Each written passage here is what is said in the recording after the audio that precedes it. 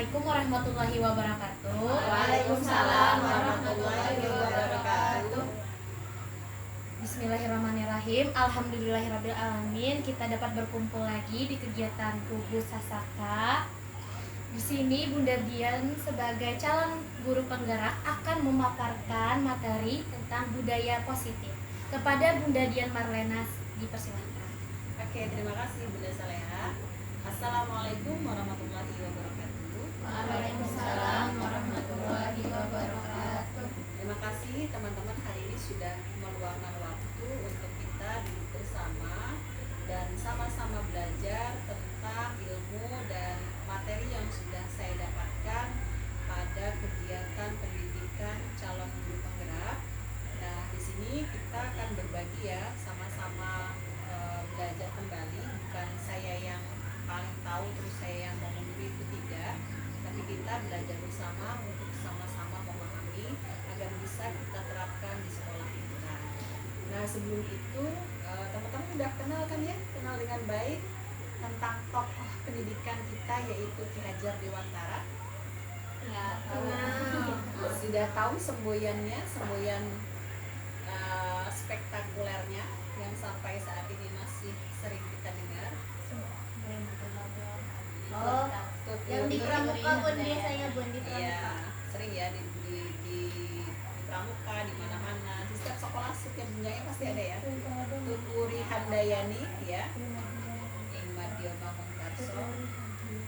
Iya, betul. Di depan sekali. memberi teladan, di tengah ikut membantu, di belakang memberi dorongan ke arah kemandirian. Iya, betul sekali Bunda Mutia. Nah, beranjak dari filosofi pemikiran Ki Hajar Dewantara tersebut, muncullah beberapa patokan atau bisa disebut sebagai langkah-langkah untuk kita mewujudkan cita-cita bangsa, yaitu tujuan pendidikan nasional. Nah, menurut Ki Hajar Dewantara itu sendiri, pendidikan adalah cara menuntun segala kekuatan kodrat yang ada pada anak, baik kodrat alam maupun kodrat zaman, agar mereka mencapai keselamatan dan kebahagiaan setinggi-tingginya. Terus yang kedua, pendidikan berhamba pada murid. Artinya, pendidikan haruslah berpihak pada murid sesuai dengan minat dan bakat serta kemampuan anak. Nah, kalau bagian ini kita udah sering melakukannya ya. Kita lebih mementingkan bagaimana anak itu bisa merasa nyaman. Salah satu contoh yang sering kita lakukan ialah kita memberikan beberapa pilihan kegiatan setiap kali anak-anak mempelajari sesuatu tema atau materi. Itu bisa saat ini juga sering disebut dengan pembelajaran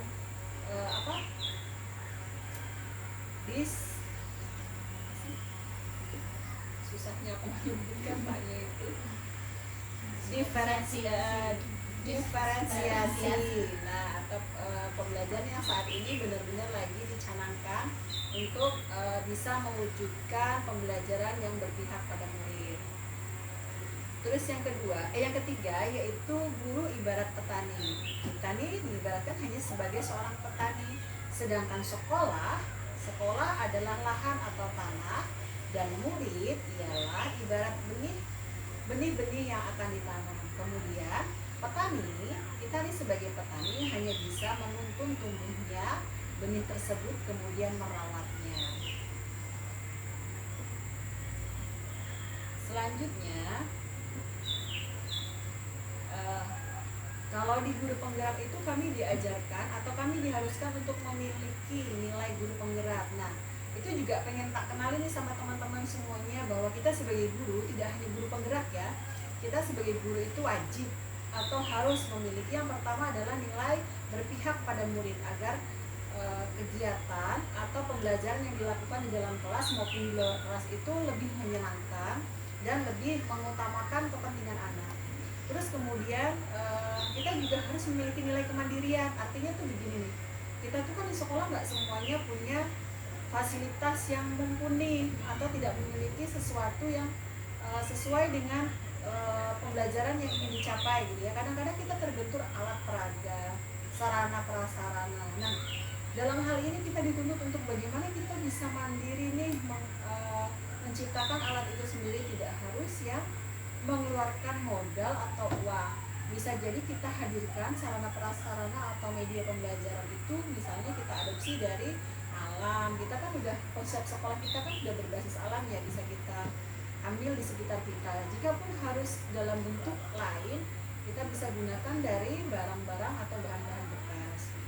Terus kemudian yang ketiga yaitu kolaboratif. Nih yang paling penting, ini yang kadang-kadang kalau orang Jawa, kita yang mana orang Jawa itu kan kadang-kadang tuh banyak sungkannya ya. Yang ketiga adalah nilai kolaboratif. Untuk ngajak teman lain berpartner atau bekerja sama atau melakukan sesuatu itu kita tuh kadang kebentur, nggak enakan atau sungkan gitu ya. Padahal kalau di dalam nilai diri seorang guru itu harus punya nilai kolaboratif. Misalnya kita mau membuat satu ide atau merancang suatu pembelajaran, penting sekali kita melakukan kolaborasi misalnya antara teman satu kelas atau teman di luar kelas.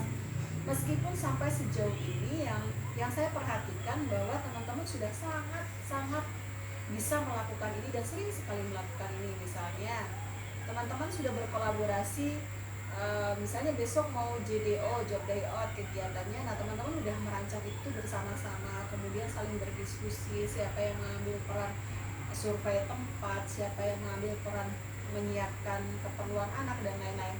Sebenarnya itu sudah sangat dimiliki oleh teman-teman semuanya. Terus kemudian nilai kolaborasi ini juga sering muncul di bagian ketika kita kayak kemarin event One Day with Father gitu ya, kita juga saling bahu membahu, tolong menolong. Nah, saling melengkapi. Hal ini tidak terbatas hanya di sekolah saja ya, tidak hanya antara guru dengan guru dengan kepala sekolah, guru dengan murid gitu ya. Akan lebih baik lagi jika teman-teman juga bisa berkolaborasi dengan guru-guru di luar sekolah atau guru-guru dengan beberapa instansi kemitraan yang sering sekali dilibatkan dalam pembelajaran tema kita ya. Kalau dulu tema, sekarang topik yang sedang kita pelajari, misalnya bermitra dengan yang sering kita lakukan dengan mana nih? Kayak perpustakaan, terus apa lagi gila? BPD ya, terus kemudian Polres ya, terus kemudian mana lagi yang pernah kita kunjungi ke peternakan, terus Kodim kita pernah juga ya.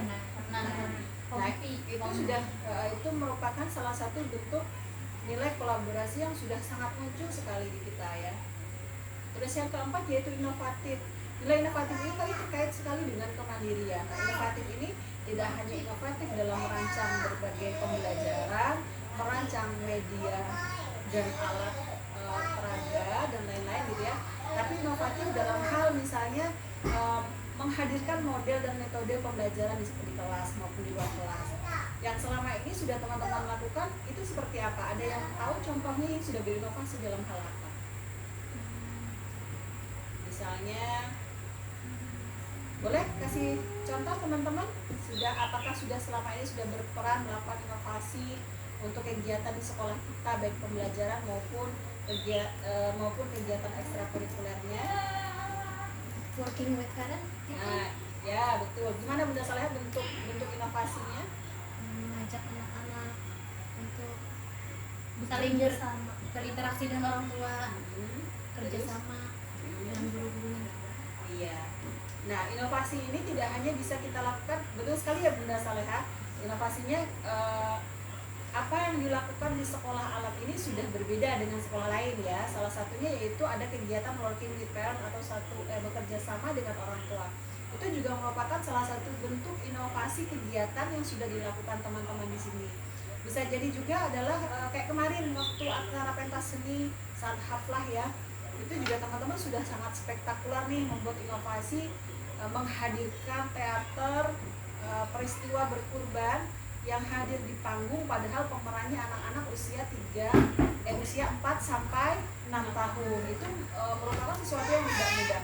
Tapi karena teman-teman memiliki kemampuan untuk berinovasi terus-menerus, maka menjadi sesuatu yang sangat luar biasa hebat saat dipentaskan.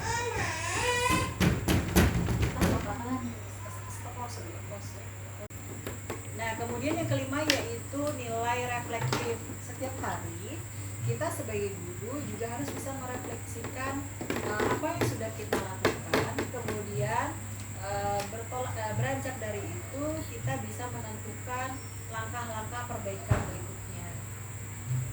Nah, kan kemarin waktu pendampingan bersama ibu pengajar praktik sudah saya sampaikan tentang visi saya sebagai guru penggerak yang kita akan coba, yang sudah kita coba memperbaiki dan merevisinya kembali. Kemudian kita juga sudah sepakati bagaimana kita bisa mewujudkan suatu generasi anak usia dini yang memiliki kemandirian dan kreativitas berbasis profil pelajar Pancasila.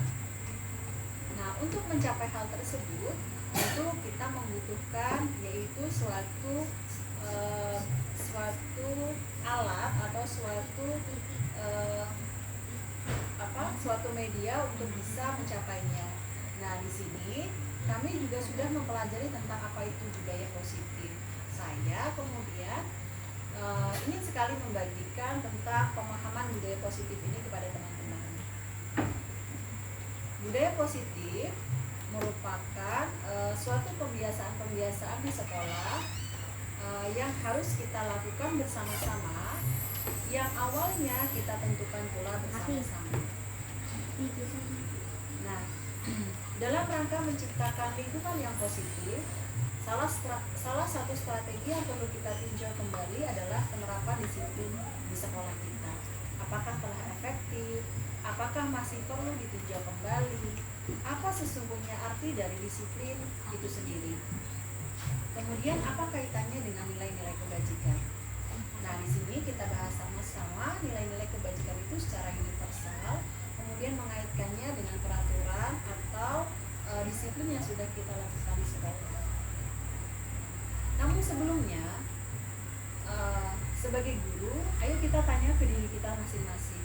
Selama ini bagaimana kita sudah berperilaku di sekolah? Bagaimana kita dalam menghadapi anak-anak didik kita? Teman-teman selama ini merasa apakah peraturan atau keyakinan yang sudah kita buat di sekolah apakah sudah efektif? Apakah sudah bisa membentuk anak-anak menjadi pribadi yang lebih baik atau bagaimana? Boleh teman-teman sambil dibantu menjawabnya.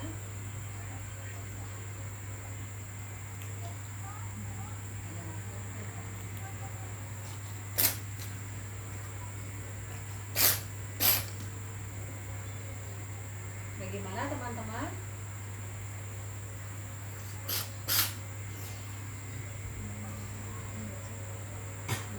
Boleh dibantu? Nah, saya akan memberi pertanyaan pemantik. Apakah selama ini jika ada anak-anak yang sedang berkonflik, teman-teman sudah memiliki peran dalam mendamaikan atau menyelesaikan masalah tersebut? Sudah ya, Bunda Saleha. Nah, selama ini kan kita belum pernah nih meninjau sejauh mana efektivitas peraturan yang sudah kita lakukan, sejauh mana keyakinan kelas yang sudah diolah bersama. Nah, terus pemahaman kita juga tentang disiplin positif itu sudah sejauh mana, serta posisi kita sebagai guru itu berada di posisi apa. Oke, selanjutnya yaitu dalam rangka menciptakan lingkungan yang positif, salah satu strategi yang perlu kita tinjau kembali adalah penerapan disiplin di sekolah kita. Apakah telah efektif? Apakah masih perlu ditinjau kembali? Dan apa sesungguhnya arti dari disiplin itu sendiri? Apa kaitannya dengan nilai-nilai? Di sini kita akan bahas bersama-sama. Namun sebelum masuk lebih jauh lagi, kita akan melakukan ice breaking dulu ya teman-teman. Oke, kita akan melakukan ice breaking senam otak. Teman-teman masih ingat ya gerakannya, dari gerakan lagu ini ya. Baik, 1.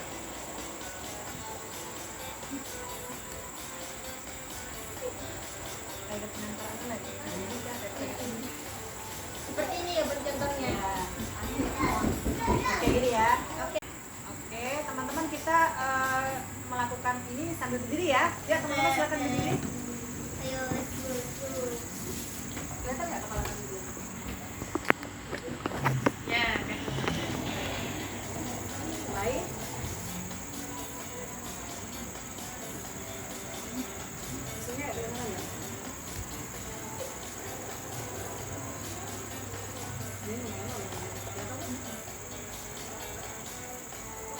Ganti gerakan.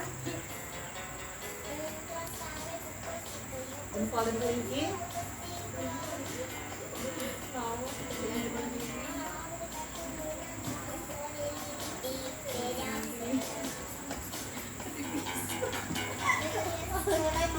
David,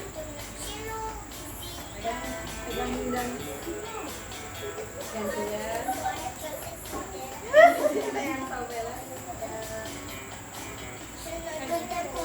Ya, betul.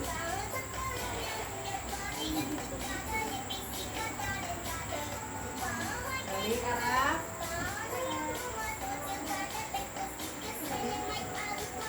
Kembali lagi nembak.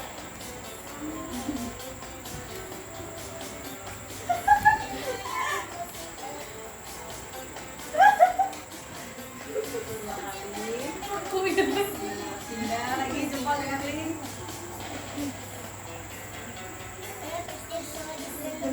Gila ada ini ada sinkron belum lagi aku gitu dulu.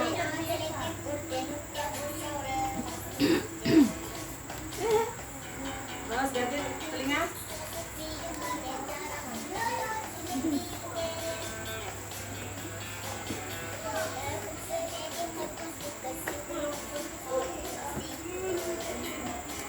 Ayo putar lagi.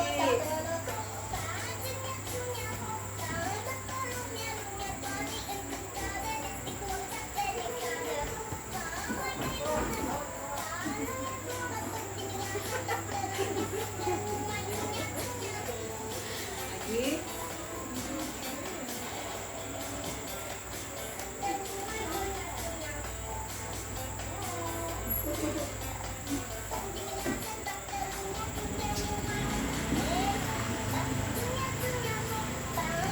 Telinga.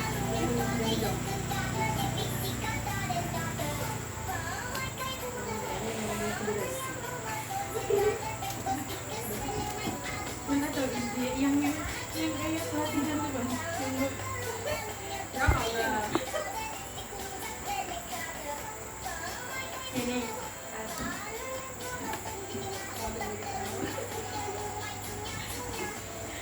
Yeay, terima kasih teman-teman telah hadir kembali. Oke, masih semangat teman-teman? Semangat. Harus semangat ya.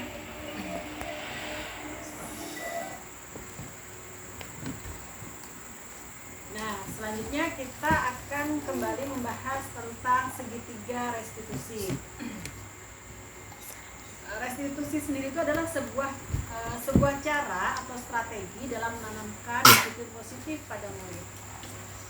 Mungkin teman-teman ini baru pertama kali ya mendengar kata segitiga restitusi. Restitusi itu adalah proses menciptakan kondisi bagi murid untuk memperbaiki kesalahan mereka, sehingga mereka bisa kembali pada kelompok mereka dengan karakter yang lebih kuat. Hal tersebut dikemukakan oleh seorang peneliti bernama Gorsen pada tahun 2004. Nah, restitusi itu juga adalah sebuah proses kolaborasi yang mengajarkan anak untuk mencari solusi dari masalah dan membantu anak berpikir tentang seseorang seperti apa yang mereka inginkan dan bagaimana mereka harus memperlakukan orang lain. Hal tersebut juga diungkapkan oleh Clason Gorsen pada tahun 1996. Melalui restitusi, ketika murid membuat salah, guru akan menanggapi dengan cara yang memungkinkan murid untuk membuat evaluasi internal tentang apa yang dapat mereka lakukan untuk memperbaiki kesalahan mereka dan mendapatkan kembali harga dirinya. Restitusi menguntungkan korban, tetapi juga menguntungkan orang yang telah salah. Ini sesuai dengan prinsip dari teori kontrol William Glasser tentang solusi menang-menang. Nah, restitusi bukan untuk menebus kesalahan, namun untuk belajar dari kesalahan. Terkadang bisa juga muncul perasaan ingin balas dendam. Kalau kita tuh misalnya lagi ada orang yang menyakiti kita gitu, kita kembalikan ke diri kita dulu deh. Kalau ada orang yang sedang menyakiti kita atau mengambil hak kita, itu kan terkadang muncul perasaan marah ya, merasa marah kembali, pengen balas dendam gitu ya. Bila orang yang berbuat salah sebetulnya merasa tidak rela harus melakukan sesuatu untuk menebus kesalahannya. Ada nggak sih manusia yang kalau disakiti itu senang? Ada nggak kira-kira teman-teman? Tidak Nggak ada. ada ya. Tidak ada. Normalnya manusia tuh kalau disakitin atau dizolimi itu apa reaksi pertama yang dilakukan? Betul sekali, sakit hati, terus sedih, marah, berapa lagi ya?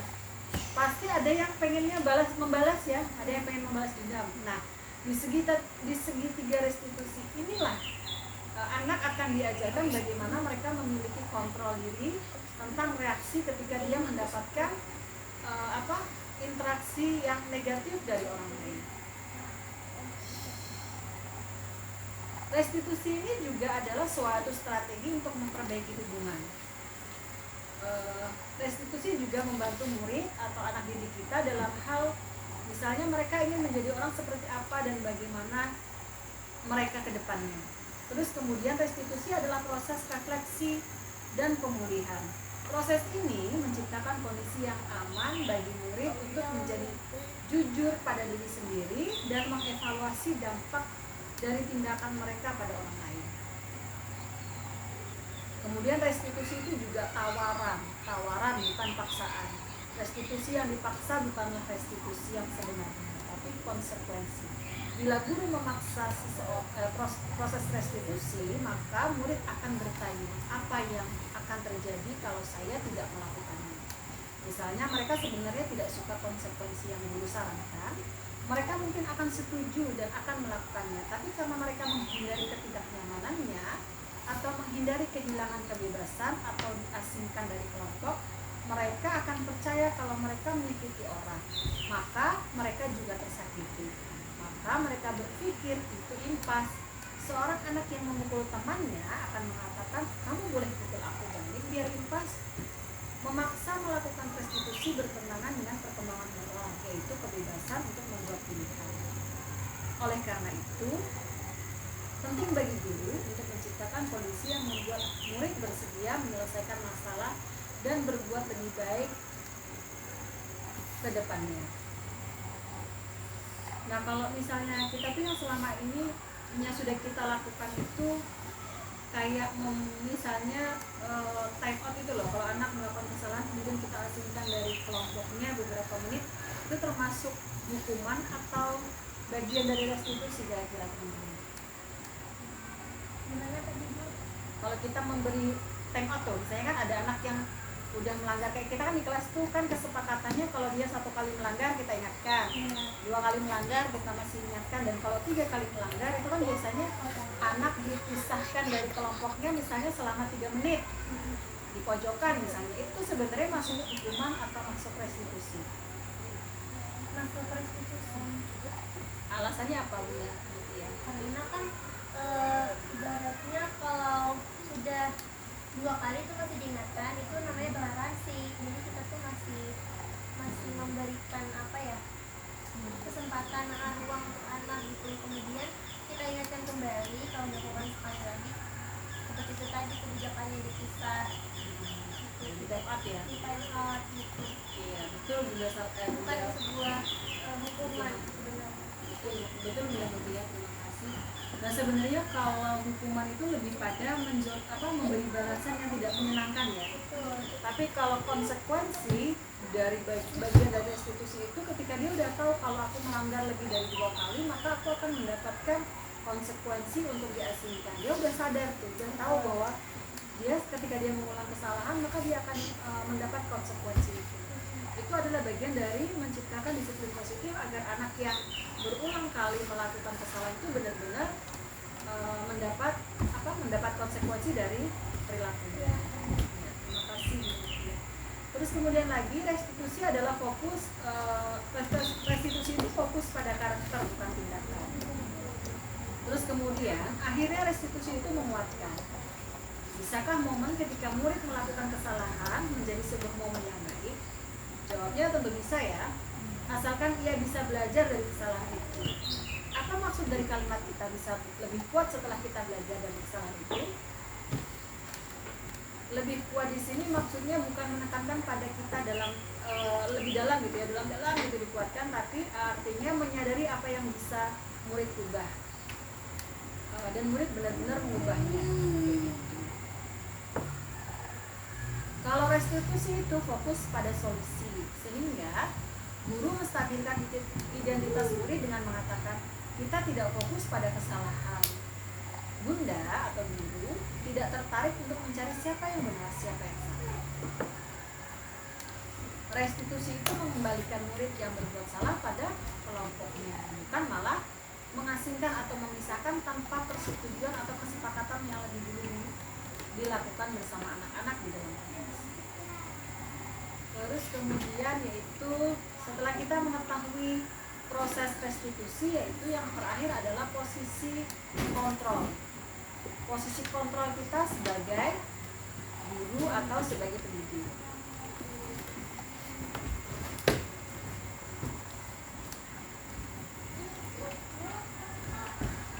Nah, 5 posisi kontrol itu, yang pertama adalah sebagai penghukum. Sudah bisa diketahui ya kalau penghukum itu seperti apa. Boleh Bunda Saleha atau teman-teman kasih bayangan guru yang penghukum itu yang bagaimana?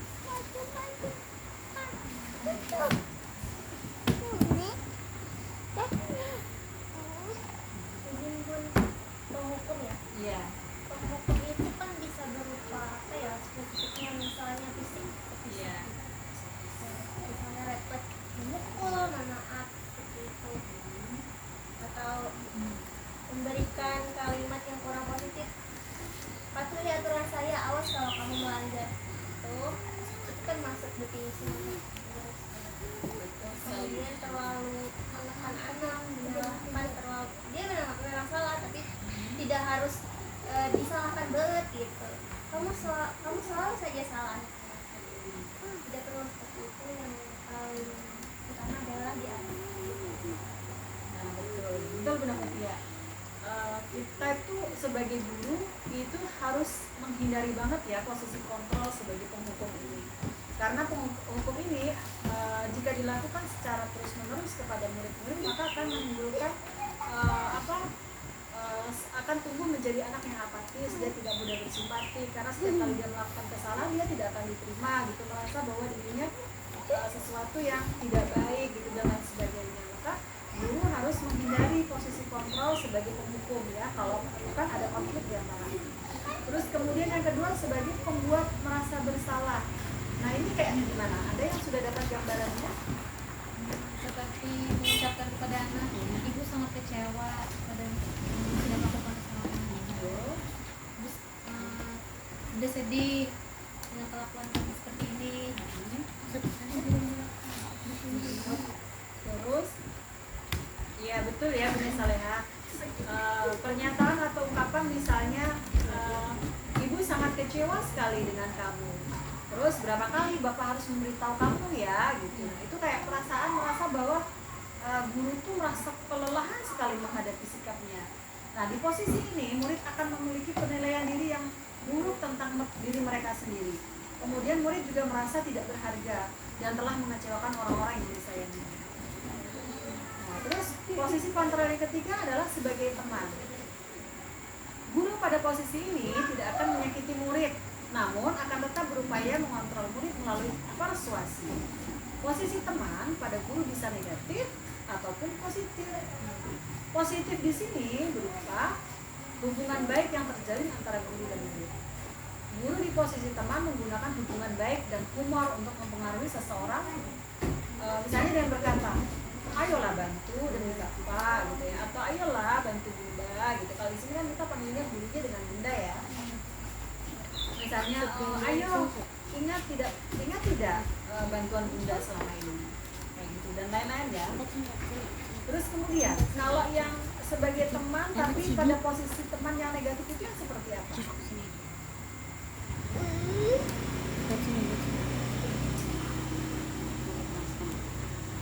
Terlalu menganggap friendly seperti ya tidak ada batas antara guru dan murid. Iya, kalau posisi teman itu memang sebenarnya kan nggak ada batas ya, kita tuh yang paling nyaman berinteraksi itu kan sebenarnya dengan teman ya. kita mau ngomong apa saja paling enak itu dengan teman. Nah, kalau yang pada posisi kontrol negatif ketika menjadi posisi kontrol teman itu adalah suatu saat guru itu akan membantu murid, kemudian guru itu akan kecewa, kemudian berkata, saya pikir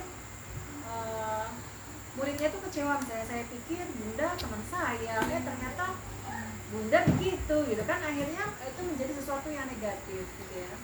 Murid merasa dikecewakan dan tidak mau lagi berusaha. Hal yang lain mungkin timbul, murid hanya akan bertindak untuk guru tertentu, misalnya kayak contoh, Bunda Saleha dekat dengan Naila. Nah, Naila akan melakukan tindakan atau sikap baik jika dengan Bunda Saleha saja, tetapi tidak dengan ketika bersama guru-guru yang lain gitu ya. Nah, terus kemudian posisi kontrol yang keempat adalah pemantau. Memantau berarti mengawasi. Pada saat kita mengawasi, kita bertanggung jawab atas perilaku orang-orang yang kita awasi. Posisi pemantau berdasarkan pada peraturan-peraturan dan konsekuensi. Dengan menggunakan konsekuensi, kita dapat memisahkan hubungan pribadi kita dengan murid sebagai seorang yang menjalankan posisi pemantau. Pertanyaannya yang biasa sering dilakukan pada posisi kontrol ini ialah, peraturannya apa? Gitu ya, mengembalikan kepada anak, tapi juga kadang diiringi dengan intonasi yang kurang ramah ya, gitu ya. Misalnya, apa yang telah kamu lakukan? Tadi sepertinya kamu sudah melakukan apa, gitu ya. Terus dia masih terus bertanya dengan sesuatu yang sebenarnya tidak disukai oleh murid. Misalnya, kalau kamu melakukan itu, sanksinya kira-kira apa ya? Konsekuensinya apa ya? Gitu. Nah, seorang pemantau sangat mengandalkan perhitungan, catatan, data, dan bukti untuk perilaku seseorang. Jadi kalau dia misalnya udah ada anak itu misalnya 2 kali atau 3 kali melakukan salah, kemudian dia melakukan salah lagi, nah sudah bisa disimpulkan pelakunya ini berarti si itu gitu ya, karena dia udah punya data-datanya. Contoh kalau kita misalnya di sini kan sering kan Zafar gitu ya, Zafar berulang kali melakukan kesalahan, jadi kita udah punya data, tapi kita tidak boleh sebagai guru tuh berdasarkan data-data yang sudah ada tanpa mengindahkan kejadian di lapangan. Nah, posisi kontrol yang terakhir adalah manajer. Manajer adalah posisi di mana guru berbuat sesuatu bersama dengan murid, mempersilahkan murid mempertanggungjawabkan perilakunya, mendukung murid agar dapat menemukan solusi atas permasalahannya sendiri. Nah, biasanya seorang manajer itu pasti akan bertanya kepada muridnya, misalnya, selama ini apa sih yang kita yakini gitu ya? Keyakinan kelas apa yang sudah kita buat? Apa kamu meyakininya? Jika melanggar itu kira-kira baik atau tidak gitu ya? Terus misalnya jika kamu meyakininya, apakah kamu bersedia memperbaikinya? Jadi kalau kayak kita nih bahasanya tuh kayak bahasa seorang manajer itu kan benar-benar menyiapkan ya, kalau misalnya manajer artis itu contohnya, dia benar-benar menyiapkan artisnya tuh sebagaimana bisa dia artis ini bisa memanajemen segala hal dengan baik gitu. Ini yang mengaturkan segalanya. Nah, sama dengan saat kita di sekolah, kita juga harus menjadi manajer nih buat murid-murid kita gitu ya. Sebenarnya tugas utama seorang manajer itu bukan untuk mengatur perilaku seseorang gitu ya. Kita hanya membimbing murid untuk dapat mengatur dirinya sendiri gitu. Kita mengaturkan bahwa ini loh yang baik, ini yang tidak baik, ini yang positif, ini yang negatif gitu ya. Seorang manajer itu bukan memisahkan murid dari kelompoknya gitu, tapi mengembalikan murid tersebut ke kelompoknya dengan lebih baik dan lebih kuat. Terus kemudian bisa jadi dalam penerapan disiplin kita sehari-hari, kita akan kembali pada posisi teman. Itu tidak menutup kemungkinan ya, kalau misalnya kita sebagai guru nih harus tetap terus jadi posisinya harus manajer terus gitu ya. Nggak harus gitu. Sekali-sekali bolehlah kita membuat posisi kita bisa menjadi teman gitu ya. Terus sesekali juga kita perlu kok jadi pemantau gitu, karena murid yang ditangani itu belum tentu siap semuanya diajak berdiskusi dengan baik, atau misalnya anak itu misalnya sudah siap semuanya diundang untuk menjadi praktisi restitusi, kan itu nggak semuanya gitu. Jadi saat kondisional, kondisi-kondisi tertentu kita boleh kok jadi sekali-sekali menjadi posisi kita menjadi pemberi rasa bersalah. Itu kalau kita kayak kasus kemarin yang terakhir kasusnya anak TKB itu kan dia udah berkali-kali diingatkan tapi masih saja mengulang. dengan si A, dengan si B, dia mengulang-ulang terus. Nah itu kita boleh sekali-sekali nanti mengembalikan diri kita sebagai berposisi kontrol sebagai pemberi rasa bersalah, agar dia benar-benar bisa menghayati dan menyadari kekeliruan. Gitu. Nah, sebelum dilanjutkan, teman-teman kira-kira ada yang mau disampaikan atau mau di-sharing terkait segitiga restitusi dan posisi kontrol ini? Ada kira-kira?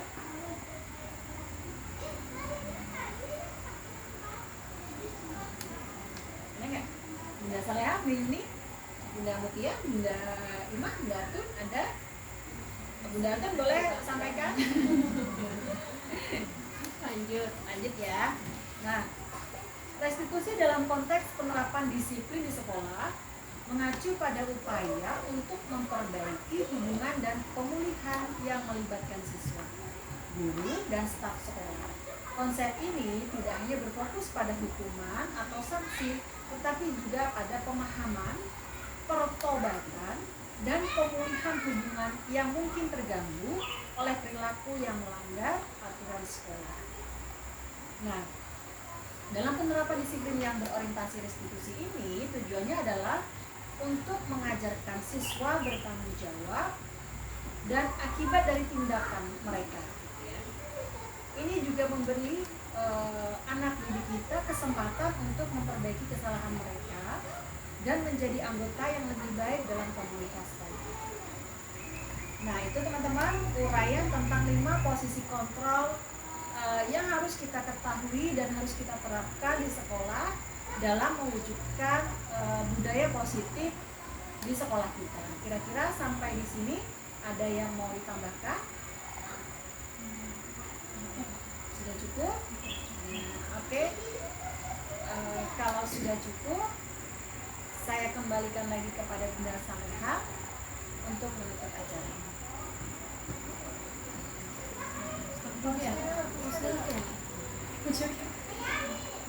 Namanya. Mulai kesimpulan, pada dimulai. Boleh simpulkan?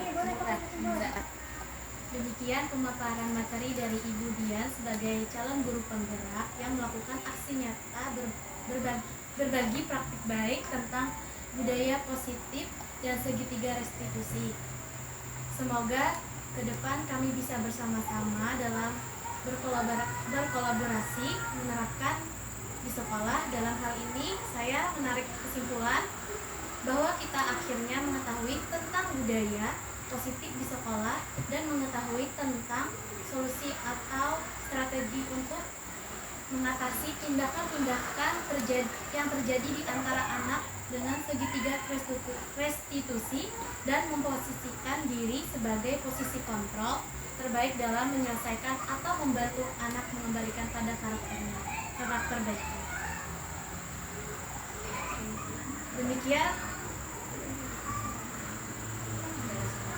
salah hilaf mohon maaf. Saya akhiri. Wassalamualaikum warahmatullahi wabarakatuh. Waalaikumsalam warahmatullahi wabarakatuh.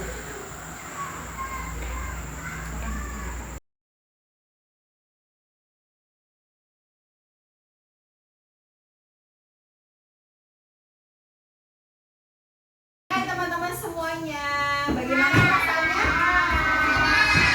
Apakah tadi semuanya sudah bermain?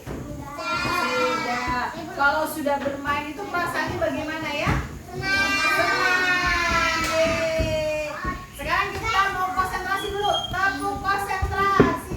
Konsentrasi. Konsentrasi dimulai. Siapa yang belum bersemangat sih? Ada yang belum bersemangat? Belum bersuara? Tepuk semangat dulu. Tepuk semangat.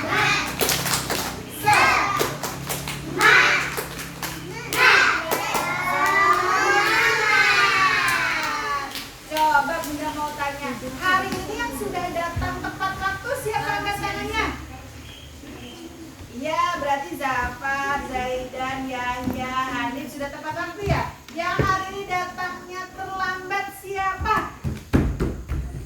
Yasmin, Yuna, Aizan, Naila, Arshifa, dan Zaki, dan Noval. Terima kasih teman-teman yang sudah jujur. Terima kasih sudah menjadi anak yang jujur. Tepuk tangan untuk anak yang jujur. karena masih ada yang datang terlambat, kita akan membuat keyakinan kelas. Apa itu keyakinan kelas? Siapa yang tahu? Angkat tangannya. Apa yang duluan angkat tangan adalah Yasmin. Yasmin yang jawab. Keyakinan kelas itu apa, Yasmin? Apa ya? Apa tahu? Keyakinan kelas adalah kesepakatan aturan yang kita buat bersama antara teman-teman semuanya, anak-anak muda dengan bunda, yang digunakan untuk ketertiban di kelas kita supaya apa? Supaya tidak apa, Zaki? Supaya tidak ribut ya, Zaki. Terus supaya tidak apa lagi? Supaya tidak nakal. Ada ya? Ada.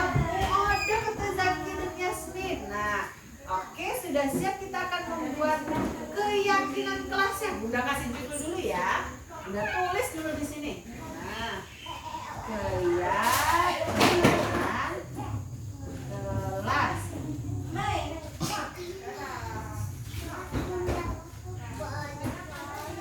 Nah, coba Bunda mau tanya, yang sudah mengerti dengan keyakinan kelas, kira-kira mau usul apa supaya kelas kita nyaman, tertib dan enak? Bersih-bersih kata Yasmin. Sepakat gak kalau kita bikin bersih-bersih di kelas kita? Sepakat ya. Kita tulis dulu ya. Kita tulis dulu 1. Berarti kalau bersih-bersih itu kebersihan ya, Yasmin? Iya, terima kasih ya. Bersihan. Terus yang kedua, apa kira-kira supaya kalian yang baik? Iya, pendengar yang baik. Berarti kalau Bunda sedang bicara atau ada yang sedang bicara, yang lain harus mendengarkan. Oh, sebentar, Bunda terus dulu. Pendengar yang baik. Pendengar yang baik. Nah, terus yang ketiga, apalagi ya? Tepat waktu kata Aiza, betul. Kalau tepat waktu itu artinya apa ya?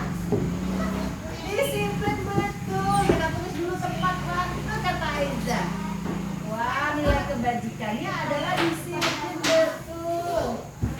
Terus 4, apalagi yang keempat? Sayang teman, Yasmin. Betul, sayang teman. Apalagi? Oh iya, betul Aiza. 5, berjalan. Nah, kalau coba Bunda tanya, kalau di kelas boleh nggak berlari-lari? Nggak boleh. Harus apa kalau di kelas? Berjalan. Supaya apa kalau berjalan? Apa namanya? Supaya nggak betul ya. Terus apalagi supaya nggak menimbulkan suara berisik, supaya nggak ganggu tempatnya. Iya, supaya nggak ganggu temannya pas lagi ngaji atau sedang belajar di sebelah, ya kan? Iya. Nah, sekarang coba Bunda mau tanya, kalau kebersihan perlu nggak di sekolah kita atau di kelas kita bersih? Perlu. Berarti sepakat ya kita bikin nilai keyakinan kelas kita yang pertama kebersihan. Sepakat. Siapa yang tahu nilai kebajikannya kebersihan ini apa, teman-teman? Kalau bersih itu berarti apa? Kalau bersih itu berarti jadi nyaman, jadi indah, itu jadi apa lagi, teman-teman? Enak. Jadi nilai kebajikannya adalah apa ya?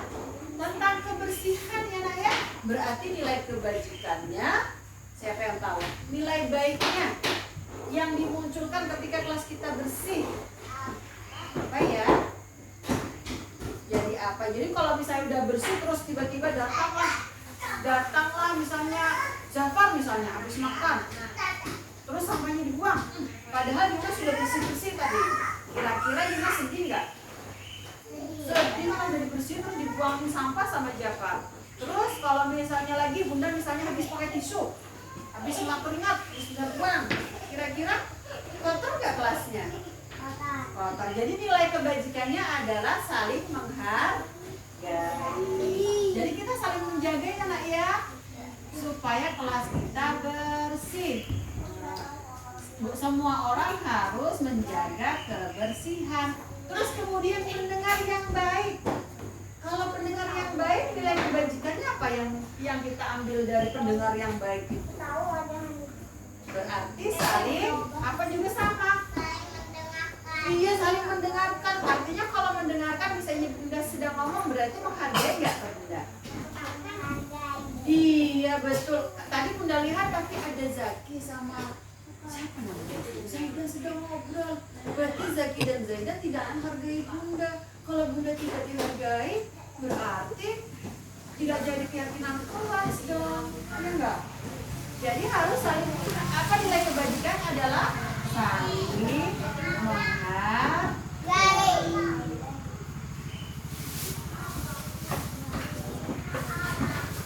Terus yang ketiga tepat waktu. Nah, yang kata Yuna tadi kalau tepat waktu nilai kebajikannya apa ya? Tidak terlambat. Artinya apa kalau tidak terlambat itu? Nilai tidak telat sekolah, tidak telat masuk kelas, berarti artinya nilai kebajikannya disiplin. Nah, berarti sudah bisa disiplin.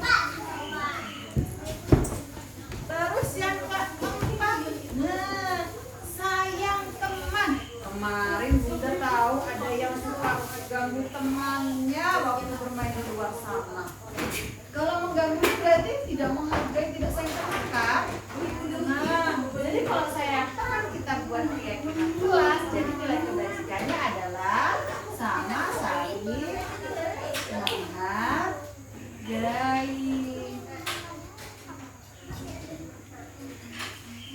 Kalau berjalan perlu nggak kita buat keyakinan kelas? Perlu supaya apa Yuna? Supaya tidak ribut. Kalau tidak ribut berarti teman di sebelah atau di lain menjadi enak ya, tenang ya. Sama berarti saling menghargai.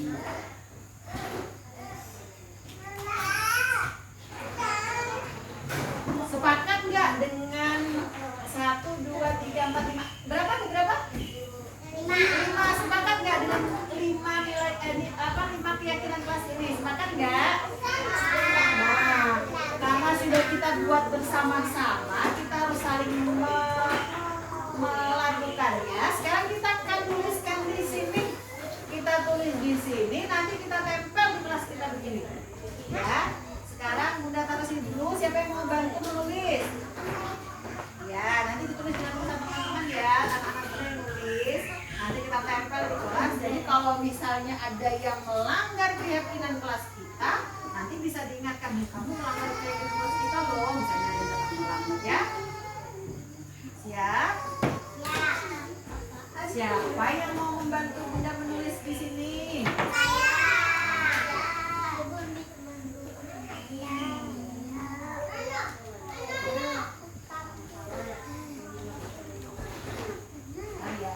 Siapkan dulu tempatnya.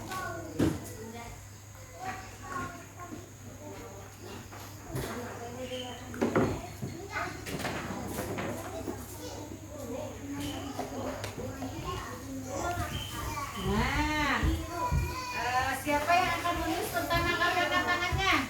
Anak-anak kalau mengangkat boleh Yuna bantu Bunda. Yun, tulis di atasnya tulis dulu keyakinan kelas di sini ya.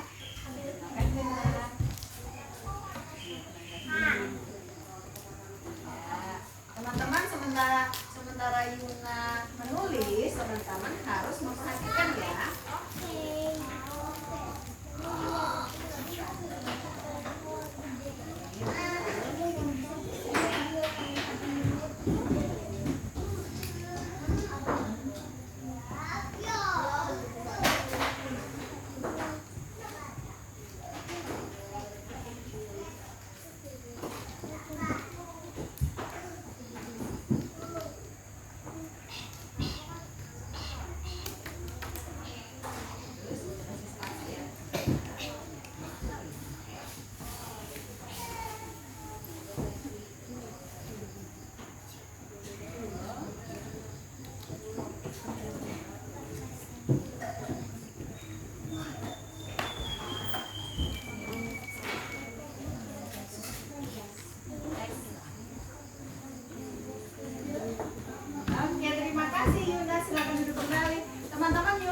menulis judulnya? Keyakinan kelas. Nah, terus siapa yang mau bantu menulis yang pertama tadi? Kebersihan. Nah, siapa yang mau nulis? Boleh, Yasmin, silakan tulis. Satu, kebersihan. Di sini ya, Yasmin. Oh, hati-hati. Tulis kata dulu, ya. Ya.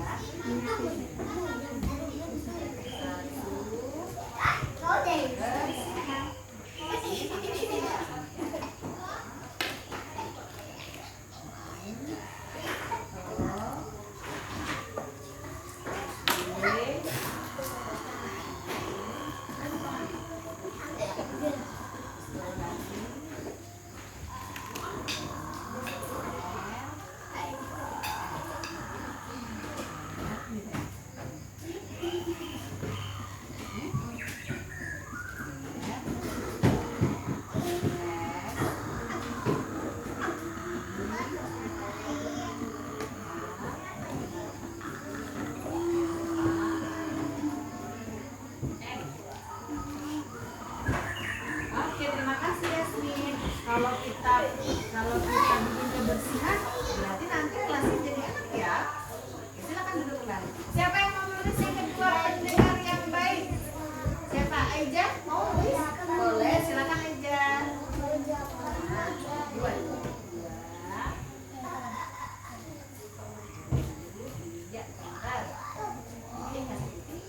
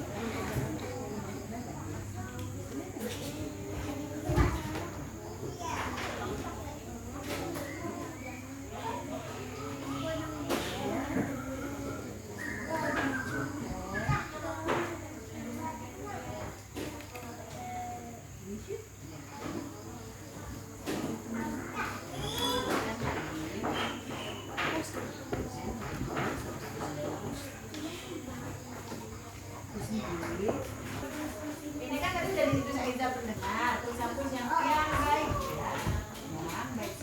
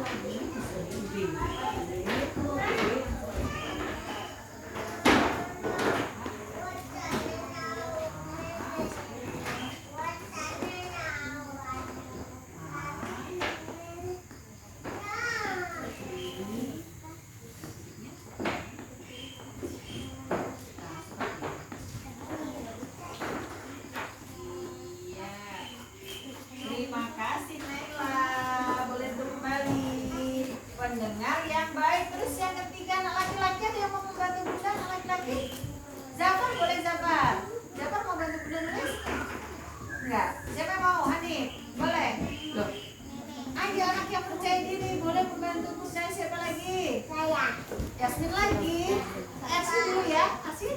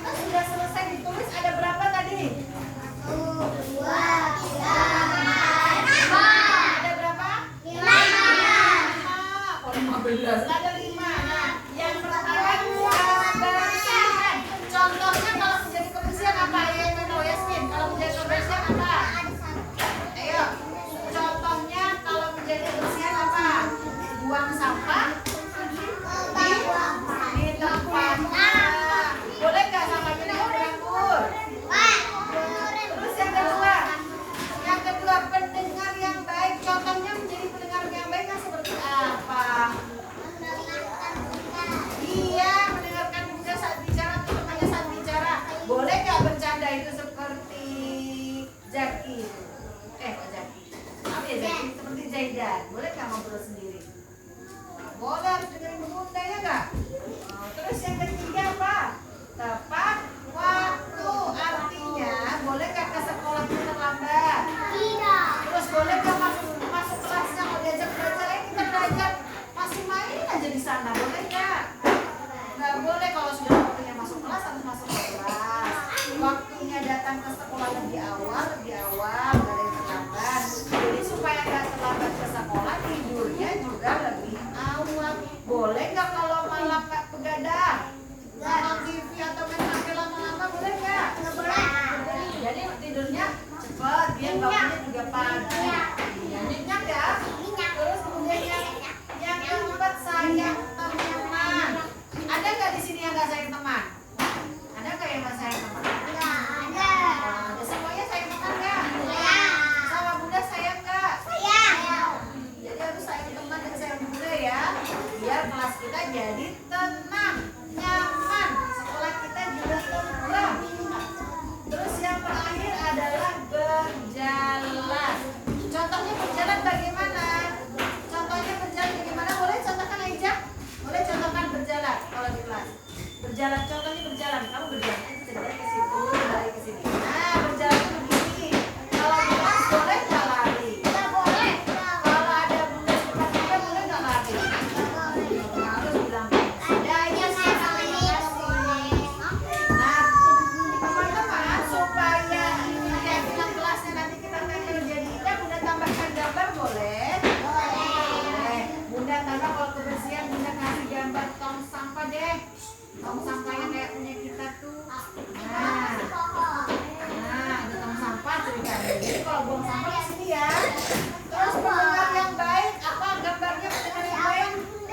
Boleh nanti kasih awan ya. Berarti kalau pendengar yang baik itu yang mendengarkan telinganya, nih telinga, gambar telinganya ya nih.